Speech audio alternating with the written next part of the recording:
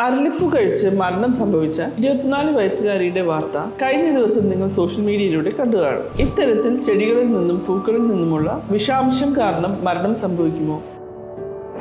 വാർത്തകളിൽ കണ്ട സംഭവത്തിന്റെ കൃത്യമായ കാരണം പരിശോധനയിലൂടെ കണ്ടെത്തേണ്ടതാണ്. എന്നാൽ അരളിപ്പൂവിനും മറ്റനേകം ചെടികൾക്കും വിഷാംശം ഉണ്ട് എന്ന കാര്യത്തിൽ തർക്കമില്ല. നമുക്ക് ചുറ്റുമുള്ള പല ചെടികളുടെ ഇലകളിലും പൂക്കളിലും കായ്കളിലും മരണത്തിന് വരെ കാരണമായേക്കാവുന്ന വിഷാംശങ്ങൾ അടങ്ങിയിട്ടുണ്ട്. സൂയിസൈഡ് ട്രീ എന്നറിയപ്പെടുന്ന ഒതളങ്ങ ഇത്തരത്തിൽ വിഷാംശം അടങ്ങിയ ചെടിയാണ്. ഹൃദയത്തിന്റെ പ്രവർത്തനത്തെയാണ് ഇത് പ്രധാനമായും ബാധിക്കുന്നത്. ഉമ്മം എന്നറിയപ്പെടുന്ന ഡറ്റൂറ എന്ന ചെടിയും പോയിസണസ് ആണ്. രസമെന്തെന്നാൽ ഇതേ ചെടിയുടെ ഇലയും വിത്തും ഉണക്കിയ ശേഷം മരുന്നായും ഉപയോഗിക്കാറുണ്ട്.